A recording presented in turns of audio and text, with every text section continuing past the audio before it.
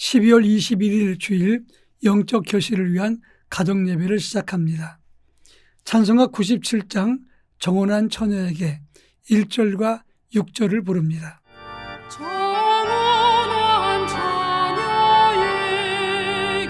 주 천사 나타나 두려워하지 말라 참 기쁜 소식을 온 세상 사람에게 나 전파하노라.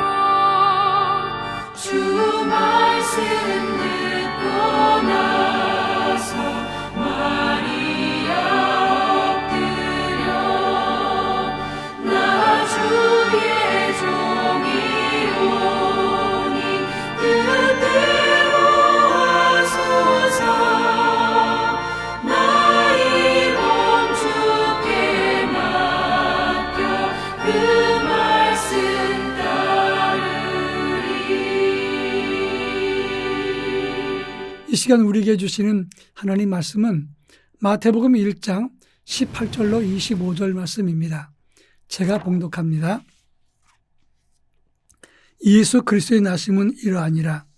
그의 어머니 마리아가 요셉과 약혼하고 동거하기 전에 성령으로 잉태된 것이 나타났더니 그의 남편 요셉은 의로운 사람이라. 그를 드러내지 아니하고 가만히 끊고자 하여 이 일을 생각할 때 주의 사자가 현몽하여 이르되 다윗의 자손 요셉아 내 아내 마리아 데려오기를 무서워하지 말라. 그에게 잉태된 자는 성령으로 된 것이라. 아들을 낳으리니 이름을 예수라 하라. 이는 그가 자기 백성을 그들의 죄에서 구원할 자이심이라 하니라. 이 모든 일이 된 것은 주께서 선지자로 하신 말씀을 이루려 하심이니 이르시되 보라 처녀가 잉태하여 아들을 낳을 것이요 그 이름을 임마누엘 하리라 하셨으니 이를 번역한즉 하나님이 우리와 함께 계시다 함이라. 요셉이 잠에서 깨어 일어나 주의 사자의 분부대로 행하여 그의 아내를 데려왔으나 아들을 낳기까지 동침하지 아니하더니 나음에 이름을 예수라 하니라. 아멘. 예수님께서 고난받고 죽으신 것을 기억하는 40일을 사순절이라고 말을 합니다. 그리고 그 절정의 한 주간을 고난주간이라고 말을 합니다. 예수님 탄생을 기다리는 대림절은 성탄절 4주 전부터 시작합니다. 그런데 이 대림절의 절정이 바로 오늘서부터 시작됩니다. 이때는 예수 그리스도의 오심을 기다리면서 예수님의 거룩과 순결함을 상징하는 신초를 켜고 성탄절을 기다리면서 성탄의 의미를 나누고 실천한다는 것입니다. 오늘 우리가 읽은 본문의 말씀은 예수 그리스도의 나심을 설명한 말씀입니다. 요셉과 정혼한 마리아에게 성령으로 잉태하는 그런 역사가 나타났습니다. 요셉은 아직 하나님의 사자를 만나보지 못했기 때문에 그 사실을 이해하지 못해서 마리아와 가만히 끊고자 했습니다. 그때 주의 사자가 현몽하여 마리아 데려오기를 무서워하지 말라. 그에게 잉태한 자는 성령으로 된 것이다. 그는 자기 백성을 그들의 죄에서 구원할 자라 이렇게 말씀했습니다. 요셉은 주의 사자의 분부대로 그의 아내를 데려왔고 아들을 낳기까지 동침하지 아니했습니다. 그리고 아들을 낳음에 그 이름을 예수라 했습니다. 이것이 우리가 읽은 본문의 내용입니다. 이 본문의 내용이 무엇인가를 살펴보겠는데 첫 번째로 오늘 18절과 19절에서 보면 요셉의 태도에 대한 말씀이 나옵니다. 마리아와 약혼했던 요셉, 마리아에게서 성령으로 잉태된 것이 나타나니 요셉은 의로운 사람이라 이를 드러내지 않고 가만히 끊고자 했다 했습니다.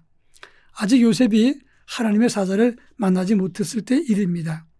그 당시 신명기 22장 23절로 24절의 말씀 보면 처녀가 잉태하면 그러면 돌로 쳐서 죽이는 것이 당연한 율법의 법이었습니다.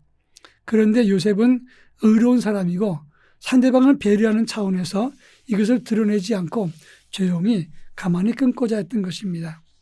요셉은 암 할레치라고 했습니다. 땅의 백성이고 그 당시 가장 비천한 그리고 가난한 미천한 신분의 목수였습니다. 마리아도 그렇게 높은 신분이 아니었습니다. 그런데 요셉은 신사적이었고 상대방을 배려하는 사람이었습니다. 마리아는 마리아 나름대로 남자를 모르는 상태에서 동정녀 임신을 했습니다. 그런데 그러면 사람들에게 돌로 맞아 죽을 수도 있습니다. 그렇지만 주의 명령이 오니 내가 순종하겠다. 이렇게 순종했던 것입니다. 하나님은 이렇듯 요셉과 마리아처럼 가난하게 살아도 하나님의 뜻에 순종하고 상대방을 배려하는 그런 사람들에 의해서 하나님의 뜻이 이루어진다는 것입니다. 그런가 하면 두 번째로 이렇게 요셉과 마리아의 순종과 배려를 통해서 태어나신 분의 이름이 무엇입니까? 이름이 예수라고 했습니다. 예수란 이름은 자기 백성을 그들의 죄에서 구원한다, 그런 뜻입니다. 그런가 하면 23절에 보면 또 다른 이름 임마누엘이라고 했습니다. 이사야 7장 14절에 이미 예언된 이름인데 임마누엘은 우리와 함께 계시다, 이런 뜻입니다. 하나님이 우리와 함께 계시고 자기 백성을 저들의 죄에서 건지시기 위해서 이 땅에 오셨다는 것입니다. 하나님이신 그분이 이 땅에 오신 목적은 세 가지입니다. 첫째는 우리를 사랑하심 때문이고, 둘째는 우리를 구원하시기 위함인 것이고, 또 셋째는 우리와 함께 계시기 위함이었던 것입니다. 바로 이것이 주님이 이 땅에 오신 목적이 되는 것입니다. 지금부터 30년 전에 중국 선교를 한창 진행했을 때 로즈 선교사가 와서 집회를 해달라 그랬습니다. 저는 설교를 준비를 해서 일주일 동안 부흥회 준비를 하고 중국에 갔습니다. 지금 말하면 반석의 어느 지역의 교회였는데 교인들이 모여서 저를 기다렸습니다. 하루에 4번 집회를 하는데 새벽 집회, 그리고 아침 먹고 낮 집회, 점심 먹고 점심 집회, 저녁 집회, 이렇게 4번 있었습니다. 전체 시간으로 말하면 10시간 정도 설교를 했습니다. 참 고단하고 힘든 일입니다.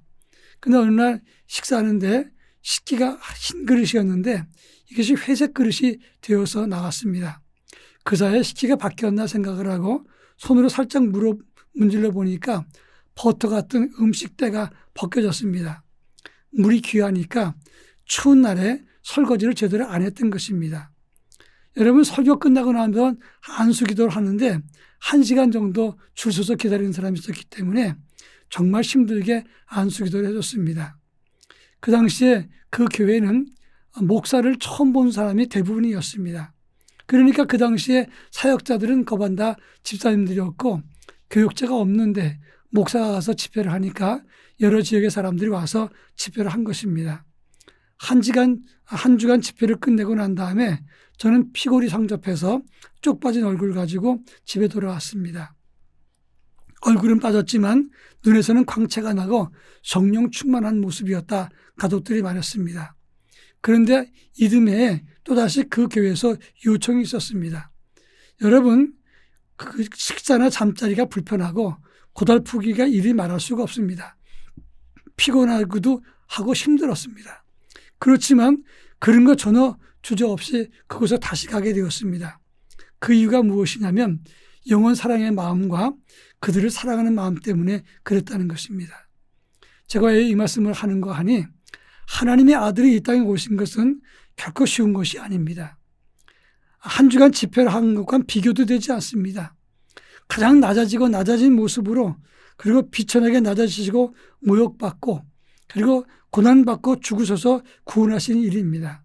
그런데 그 일은 참으로 힘든 일이지만 우리를 사랑하시기 때문에 이 땅에 오셔서 그 모든 수욕과 고난을 받으시고 십자가에 죽으셨다고 하는 것입니다. 그리고 그분은 우리를 위해서 십자가에서 부활하셨던 것입니다. 그분 때문에, 그분의 오심 때문에, 그분의 부활 때문에 우리가 구원받고 새 생명을 얻었습니다. 그렇다면 우리도 주의 오심을 기다리면서 그분의 희생과 그리고 그분의 낮아지심을 기억하면서 더 낮아지는 것을 찾아가는 성탄을 맞이해야 된다 하는 것입니다. 우리 모두 성탄의 의미를 가지고 찾아갔던 주님의 길을 우리가 모두 따라갈 수 있기를 바랍니다. 그럴 때 복된 성탄이 되는 것이고 성탄의 의미가 살아나는 것이 되는 것입니다. 다 같이 기도하겠습니다. 사랑 많으신 하나님 아버지, 우리 주님은 이 땅에 가장 낮은 자의 모습으로 오셨고 구원의 이름으로 오셨습니다. 그분에 오셔서 희생하시고 자기 십자가를 지신 그 사건을 통해서 영생을 얻었으니 우리도 주님의 제자로서 주님처럼 낮아지는 것을 찾아가게 하시고 우리 자신이 희생됨으로 누군가에게 생기와 활력을 줄 수 있도록 은혜를 더하여 주옵소서. 그리고 성탄은 희생하고 낮아지는 그리고 수고함으로 누구를 살리는 성탄이 되게 하옵소서. 예수님의 이름으로 기도합니다. 아멘.